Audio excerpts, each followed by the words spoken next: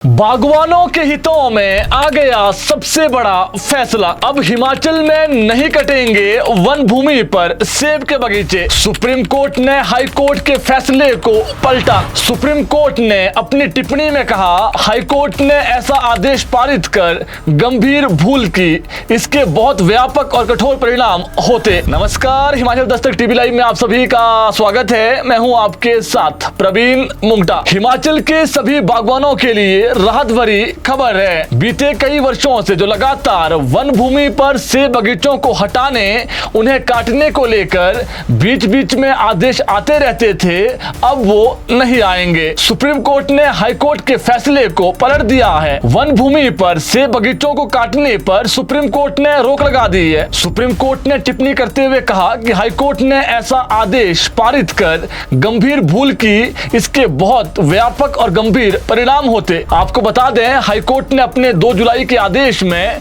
One विभाग को सेब के बगीचों को हटाने और उनकी जगह वन प्रजातियों के पौधे लगाने के निर्देश दिए थे और अतिक्रमण करने वालों से भूमि राजस्व के बकाया के रूप में लागत वसूलने का भी आदेश दिया था। सुप्रीम कोर्ट में इसी मामले की याचिका की सुनवाई के दौरान जस्टिस सूर्यकांत और जयमाल्या बागची की खंडपीठ ने कहा, हाई कोर्ट ने ऐसा आदेश पारित कर गंभीर भूल की, जिसके बहुत व्यापक और गंभीर परिणाम होते। सुप्रीम कोर्ट ने कहा कि यह आदेश समाज के हाशिए पर खड़े वर्गों और भूमिहीन लोगों को सीधे तौर पर प्रभावित करता है। अदालत ने अपने आदेशों में स्पष्ट किया कि फलदार पेड़ों की कटाई से जुड़ा यह मुद्दा नीतिगत दायरे में आता है और न्यायालय को ऐसे मामलों में अत्यधिक हस्तक्षेप से बचना चाहिए। हालांकि सुप्रीम कोर्ट ने यह जरूर कहा कि वन भूमि पर अतिक्रमण के मामलों में राज्य सरकार कानून के अनुसार कार्रवाई कर सकती है। वहीं सुप्रीम कोर्ट ने हिमाचल प्रदेश सरकार को यह निर्देश भी दिए हैं कि वह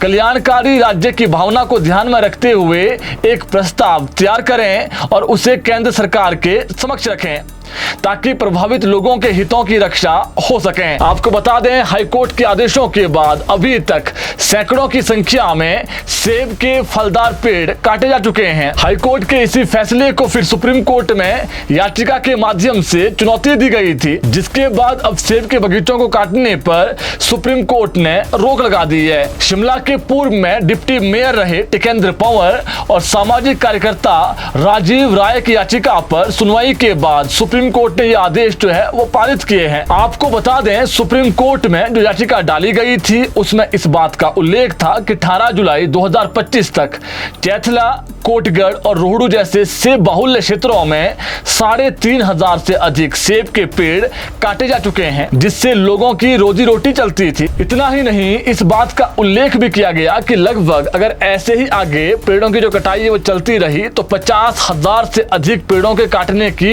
योजना है। शिमला के पूर्व में उप महापौर रहे टिकेंद्र पंवर ने कहा कि हाईकोर्ट ने अपने 2 जुलाई के आदेश में वन विभाग को सेब के बगीचों को हटाकर उनके स्थान पर वन प्रजातियों के पेड़ लगाने के निर्देश दिए थे, जिसमें अतिक्रमणकारियों से भू राजस्व के बकाया के रूप में लागत वसूलने का आदेश था। याचिकाकर्ताओं ने कोर्ट में यह तर्क दिया कि उस वक्त मानसून में बड़े पैमाने पर पेड़ काटने से लैंडस्लाइड और जो मिट्टी कटाव है उसका जोखिम बनने की संभावना थी। इतना ही नहीं, व्यापक पर्यावरण प्रभाव आकलन कराए बिना सेब के बागों को काटना और उसे हटाना, यह आदेश जो है वो असंवैधानिक है, जो आजीविका के अधिकार का उल्लंघन करता है। बहुत से ऐसे तर्क सुप्रीम कोर्ट में रखे गए, जिसके बाद अब जो फैसला है वो बागवानों के हितों में आया है। आपको बता दें, पहले जहां सुप्रीम कोर्ट ने हाई कोर्ट के इस फैसले पर अंतरिम रोक लगा दी थी, लेकिन अब सुप्रीम कोर्ट ने इस फैसले को ही पलट दिया है और हाई कोर्ट का जो फैसला है उसे रद्द कर दिया है। यानी